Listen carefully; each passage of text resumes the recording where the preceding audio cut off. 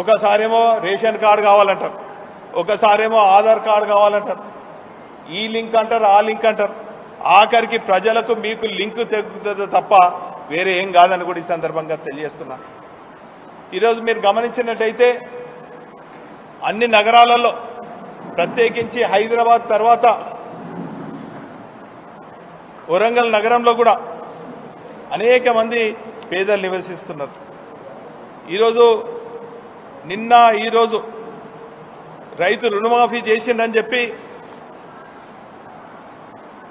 కొంతమంది కాంగ్రెస్ కార్యకర్తలు సంబరాలు చేసుకుంటున్నారు.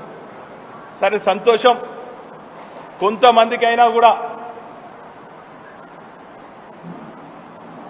రుణమాఫీ చేసినట్టు ఒక పండుగ వాతావరణంలో సంబరాలు చేసుకుంటున్నారు. వాస్తవంగా వీళ్ళు విడుదల చేసింది 6,700 కోట్లు. కానీ వాస్తవంగా గతంలో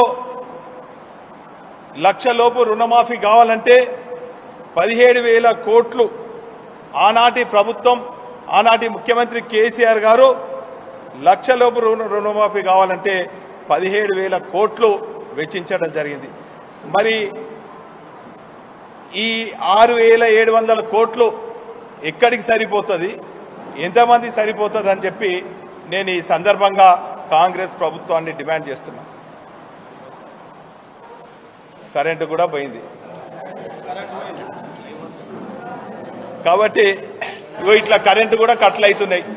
గతంలో రెప్పపాటు కూడా కరెంటు కాకుండా చేసేది, ఇప్పుడు సాక్షాత్తు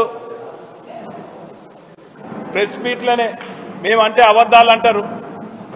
వాస్తవంగా ప్రెస్ మిత్రులు కూడా ఈ కోతల గురించి సరిగా రాయాలే, సరిగా చూపాలని చెప్పి పత్రికా మిత్రులకు అందరికి కూడా విజ్ఞప్తి చేస్తున్నాను.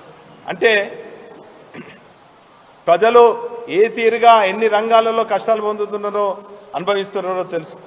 ఈరోజు చాలా మంది గ్రామాలలో ఫలానా రైతులకు మేము రుణమాఫీ చేసినామని చెప్పి పేర్లతో ప్రకటన చేస్తున్నారు. చాలా సంతోషం.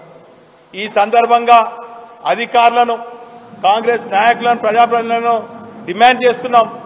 ఆ గ్రామంలో, ఆ యూనిట్లో ఉన్నటువంటి రైతులకు రుణమాఫీ చేయని స్థితిలో ఎంతమంది ఉన్నారు, ఆ గ్రామంలో ఎంతమందికి రుణమాఫీ చేసిండ్రు, ఎంతమందికి చేయలేదు, వాళ్ళ పేర్లు కూడా చేయండి. ఒకవేళ చేయకుంటే ఎందుకు రుణమాఫీ చేయలేదో మీరు స్పష్టంగా ప్రజలకు, రైతులకు తెలియజేయవలసిన బాధ్యత మీపై ఉన్నదని కూడా ఈ సందర్భంగా కాంగ్రెస్ ప్రభుత్వాన్ని డిమాండ్ చేస్తున్నాం.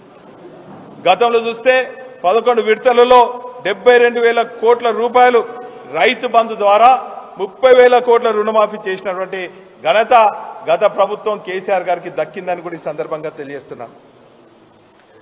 మరి ఒక పక్క రైతులు అనుకోండి, నిరుద్యోగులు అనుకోండి, విద్యార్థులు అనుకోండి, అనేక వర్గాల ప్రజలకు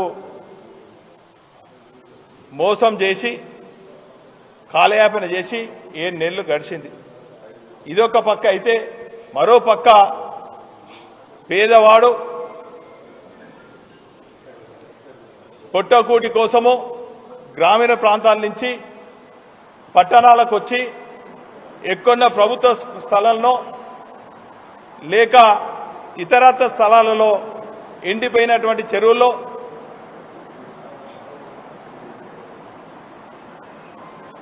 పొట్టకూటి కోసం కూలీ చేసుకుంటూ కిరాయిలు కట్టలేని, స్థలాలు కొనుక్కోలేని నిరుపేదలు అక్కడక్కడక్కడ గుడిసెలు వేసుకున్నారు.